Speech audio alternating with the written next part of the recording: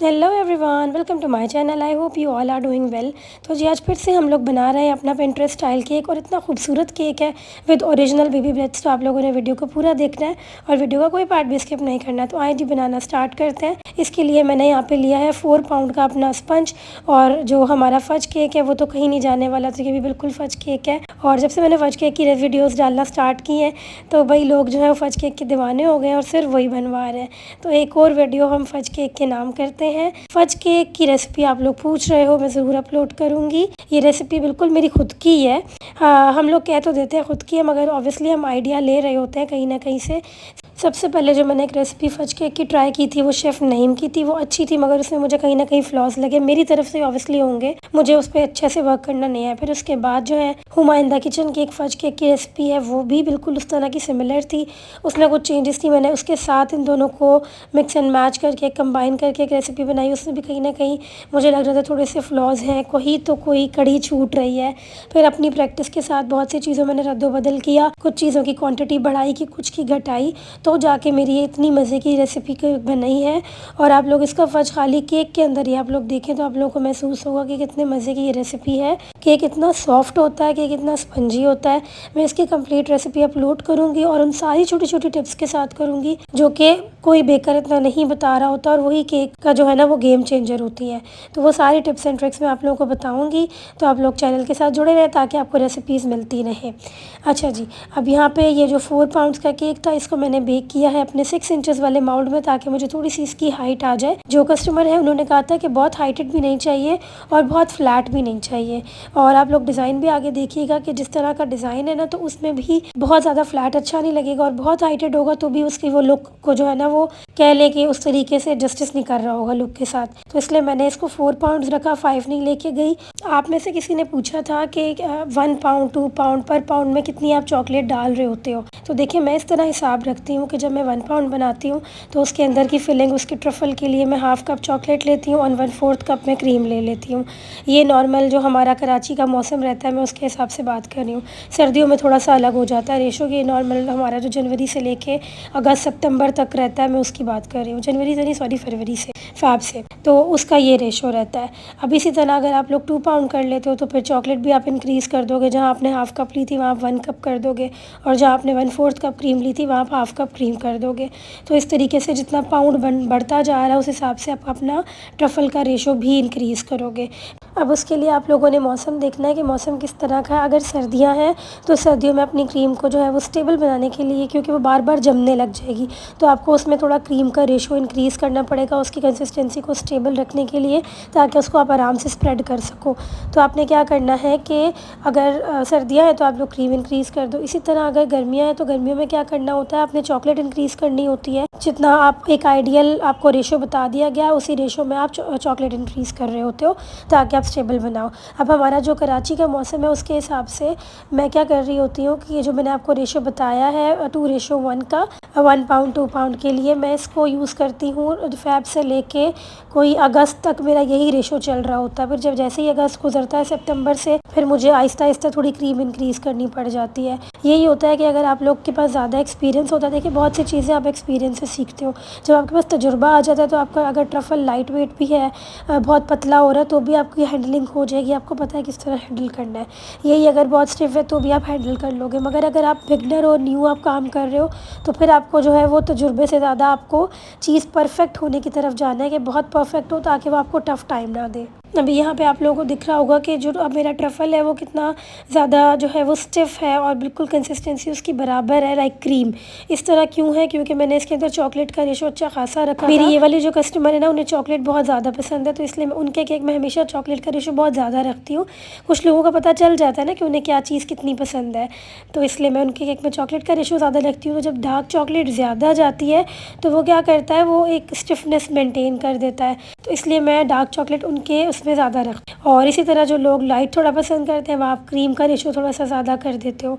तो आपने देखना होता है अपने क्लाइंट, अपने कस्टमर के अकॉर्डिंग कि उसे किस तरह का पसंद है। जिस तरह का आपका कस्टमर मांगता है, आपने बिल्कुल उन्हें उस तरह की चीज़ प्रोवाइड करनी है। बस इसी तरह हमें थोड़ी सी वेरिएशन करनी पड़ती है कस्टमर टू कस्टमर। अच्छा, अब मैं आप लोग को एक और चीज़ बताना चाह रही थी। मैं बहुत जल्दी अभी कैरेमल केक भी इंट्रोड्यूस कर रही हूँ, कैरेमल बटर क्रीम केक। तो अगर आप लोग बनवाना चाह रहे हो तो आप लोग मुझसे रब्ता कर सकते हो टिकटॉक पे या इंस्टा पे। फिर देखें, केक की लेयरिंग के बाद अब हमारे पास ये लॉलीपॉप स्टिक्स हैं। इनकी मैंने केक के साइज़ के अकॉर्डिंग कटिंग कर ली थी और बस अब हम इनको इंसर्ट कर देंगे। तो ये 2 से 3 में थोड़े से हाइटेड केक्स होते हैं तो उनके अंदर लगा देती हूँ फॉर द सेफ्टी पर्पस। बाकी तो जो भी अल्लाह को मंजूर है वही होना है। अच्छा जी, इसका वेट भी मैं आप लोगों को दिखा देती हूँ मेजर करके कि कितना बन रहा है। ये वैसे तो 4 पाउंड्स था, मगर इसका वज़न तकरीबन 5 पाउंड के करीब था। तो मैं कभी भी कंजूसी नहीं करती, कस्टमर को थोड़ा ज़्यादा चला जाए कोई इशू नहीं है, मगर कम नहीं होना चाहिए। कम में ना मुझे फ़ील होता है कि हमने जस्टिस नहीं किया अपने काम के साथ, तो इसलिए थोड़ा ज़्यादा हो तो वो ज़्यादा अच्छा है, मगर कम नहीं होना चाहिए। अच्छा जी, अब यहाँ पे जो है वो लुक मैंने दिया है बटर क्रीम का। तो वैसे ये क्रीम है, ठीक है। जो हमारी नॉर्मल आइसिंग है, पीछे फ्रॉस्टी पड़ी हुई थी, ये फ्रॉस्टी है। तो इसी को मैंने विप किया है। इसके अंदर थोड़ा सा मैंने येलो कलर ऐड कर दिया था, बिल्कुल हल्का सा एक आध ड्रॉप, ताकि उसका जो कलर है वो बटर क्रीम के जैसा दिखे। और बस अब हम इसको अपना कोटिंग कर लेंगे। मैं बहुत पतली कोटिंग करती हूँ ऐसे ट्रफल केक्स पे क्रीम की, क्योंकि क्रीम ना बहुत ज़्यादा अगर आप लगा दो तो जो नॉर्मल हमारी बेकरियाँ होती हैं ना, मुझे वैसा लुक बिल्कुल भी नहीं पसंद। और जितनी क्रीम वो लोग लगाते हैं और उनका बिल्कुल क्रीमी क्रीमी होता है कि वैसे ही क्रीम में इतना फ़ैट होता है, तो क्या ज़रूरत है इतनी ज़्यादा क्रीम लगाने की। तो बस मैं उतनी क्रीम लगाती हूँ कि जितना हमारा केक कवर हो जाए। कभी भी मैंने एक्स्ट्रा क्रीम नहीं लगाई है, और इसलिए पैलेट नाइफ़ के साथ लगाती हूँ। आहिस्ता आहिस्ता पूरा एक साथ कोट नहीं करती हूँ पाइपिंग बैग से। पूरा एक साथ कोट करो तो क्या होता है, बहुत सारी क्रीम लग जाती है और फिर क्रीम उतारते उतारते केक भी विजिबल होने लग जाता है। केक विजिबल होता है तो फिर और ज़्यादा मसले होते हैं, फिर आपको और क्रीम लगानी पड़ जाती है। तो इसलिए आप लोग भी यही तरीका किया करो कि अपना पैलेट नाइफ़ के साथ हल्की हल्की लगाओ, तो उससे आपको भी अंदाज़ा होगा कि कितनी क्रीम लग रही है। अच्छा जी, अब यहाँ पे हमने पूरा अपना केक कवर कर लिया। ऊपर से मैंने इसको राउंड कर दिया था, अपने छोटे पैलेट नाइफ से डिज़ाइनिंग कर दी थी। उसके बाद ये देखिए जी, ओरिजिनल बेबी ब्रेथ्स हैं। मुझसे किसी ने लास्ट टाइम वीडियो में कहा था कि क्या ये हार्मफुल होते हैं।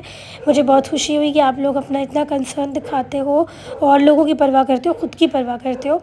अच्छा, बेबी ब्रेथ की बहुत सारी ब्रीड्स होती हैं और कुछ जो होती हैं वो बहुत हार्मफुल होती हैं हमारे लिए, इंसानों के लिए। मगर ये वाले जो बेबी ब्रेथ हैं ये बिल्कुल भी हार्मफुल नहीं है। इवन दो आप इसको खा सकते हो, आप इसको जो आपके कावे बनते हैं उसमें ऐड कर सकते हो। तो ये बहुत ज़्यादा बेनिफिशियल होते हैं for the skin purpose as well.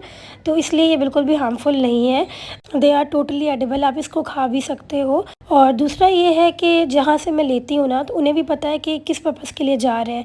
Cake के लिए जा रहे हैं, केक पे लगेंगे तो कोई इसको एडिबल है, कोई खाएगा इसको, तो उन्हें भी पता है कि वो किस तरह की चीज़ ला रहे हो। बाकी हम उन पे भरोसा करते हैं। मैं उन्हें पहले बता देती हूँ कि मुझे केक पे लगाने हैं, तो आप मुझे वही वाले दीजिएगा जो बिल्कुल भी हार्मफुल ना हो। तो वो कहते हैं ठीक है, हमें पता है, वो मुझे उसी पर्पज़ के लिए भिजवाते हैं। तो अलग से एक चीज़ लेते हैं हम, उन्हें भी पता होता है, हमें पता होता है, तो मैं अपनी तरफ से पूरी सेफ्टी इंश्योर करती हूँ। अच्छा जी, यहाँ पे बाकी मैं लगा रही हूँ। अगर किसी को फिर भी थोड़े बहुत चक्कू शुबात होते हैं तो वो फिर एज अ गार्निशिंग के लिए तो लगा हुआ प्यारा लग रहा है, आपको केक कटिंग के बाद नहीं खाना तो आप उसको डिस्कार्ड कर दो। लोग कर देते हैं डिस्कार्ड काफ़ी चीज़ें। कुछ लोग फॉन्डेंट को डिस्कार्ड कर देते हैं क्योंकि बहुत शुगरी पसंद नहीं करते, उन्हें नहीं खाना होता। तो वो आपकी अपनी पर्सनल चॉइस है कि आप क्या करना चाहते हो। अच्छा जी, उसके बाद ये देखिए 3 वैरायटी के स्प्रिंकल्स हैं। ऑल्दो ये मल्टी स्प्रिंकल मैं आपको दिखा रही हूँ, मगर मैंने इसमें से सिर्फ वाइट वाले यूज़ किए थे। ये स्प्रिंकल मैं लेती हूँ बेक अवे से। ये आई गेस 250 या 300 तक की इनकी बॉटल होती है, तो बहुत अच्छी इनके पास क्वालिटी आजकल आई हुई है और बड़े प्यारे इनसे मिल जाते हैं, तो मैं इन्हीं से ही ले रही होती हूँ। अच्छा, मुझसे किसी ने पर्सनली पूछा था कि इस तरह के केक्स में कितनी बॉटल्स लग जाती हैं, तो हम कस्टमर से कितना चार्ज करें। अभी मेरे इस केक पे भी मैं लगा रही हूँ ना आप लोगों के सामने, तो ये जो बड़े वाले स्प्रिंकल है, ये जितने एक बॉटल में थे सारे लग गए। और जो छोटे वाले भी लगा रही हूँ मीडियम साइज़ के, तो ये मेरा हाफ़ बॉटल के जितना लगा था। और फिर जो बिल्कुल मिनी है तो वो बिल्कुल थोड़े से बच गए थे बॉटल में। तो मैंने कस्टमर से पूरा चार्ज किया था इसका 900 रुपीज़, क्योंकि मेरी तो बॉटल ऑब्वियसली यूज़ हो रही है, पर मैं स्पेसिफ़िकली उनके लिए मंगवा रही हूँ। थोड़ा सा हमें मार्जिन रखना पड़ता है, ऐसा नहीं है कि हम बिल्कुल ही उनसे कम लें तो फिर ज़्यादा हमारा नुकसान जा रहा हो। थोड़ा बहुत आप मार्जिन रखो, क्योंकि आप डिलीवरी सामान मंगवाते हो, आपकी डिलीवरी लगती है और अंदाज़न कितना लग सकता है आपका मटीरियल, तो वो भी आपको नहीं पता होता। तो मैंने इसका आई गेस 800 to 900 चार्ज किया था कस्टमर से फॉर द स्प्रिंकल्स। बाकी बेबी ब्रेथ का तो जितना आ रहा था वो उन्हें पता ही था। तो बेबी ब्रेथ के बिल्कुल अलग थे, केक के बिल्कुल अलग थे। तो हर चीज़ों का डिफरेंट चार्ज था और फिर एक टोटल बना था। तो आपने भी अगर इस तरह की एक्स्ट्रा चीज़ें होती हैं तो एक्स्ट्रा चीज़ों का अलग चार्ज होता है। केक के साथ आप इंक्लूड करके कस्टमर को नहीं बताया करो, आप उन्हें बताया करो कि फॉर द केक पर पाउंड ये चार्ज है। फिर उसके बाद अगर आप एडिशनल चीज़ें लगवा रहे हो तो उस एक चीज़ का इतना है, एक चीज़ का इतना है, ताकि कस्टमर के नॉलेज में भी हो कि अगर मैं एक इतना अमाउंट अगले को दे रहा हूँ तो किस किस चीज़ का मुझे कितना पड़ रहा है, तो आपने पूरा बताना होता है। इसी तरह फॉन्डेंट बटर क्रीम का भी अलग हिसाब होता है। अगर आप फॉन्डेंट यूज़ कर रहे हो, पूरा फॉन्डेंट केक कर रहे हो, तो कस्टमर को पता हो कि फॉन्डेंट के चार्जेस 2000 है, 3000 है, केक के इतने हैं, इस चीज़ के इतने हैं, तो आपने ये बताना होता है। मैं बटर क्रीम के भी बिल्कुल अलग अगर चार्ज होता है तो मैं ले रही होती हूँ। यहाँ पर उन्होंने मुझे कहा था कि आपने 2 कैंडल्स भी करनी है, तो ये स्पायरल वाली कैंडल है 50 रुपीज़ की, 1 कैंडल मैं दे रही होती क्योंकि मुझे 250 का तो पैकेट मिलता है। तो बस इस तरीके से होता है। तो बहुत प्यारी सी ये कैंडल भी थी, उन्होंने मुझे बहुत खूबसूरत पिक्चर्स भी शेयर की थी अपनी सेलिब्रेशन के बाद। तो बहुत मुझे खुशी होती है कि जब कस्टमर्स ना अपनी खुशी हमारे साथ बांटते हैं और चीज़ें शेयर करते हैं। Anyways that's it for today, see you in the next video, bye.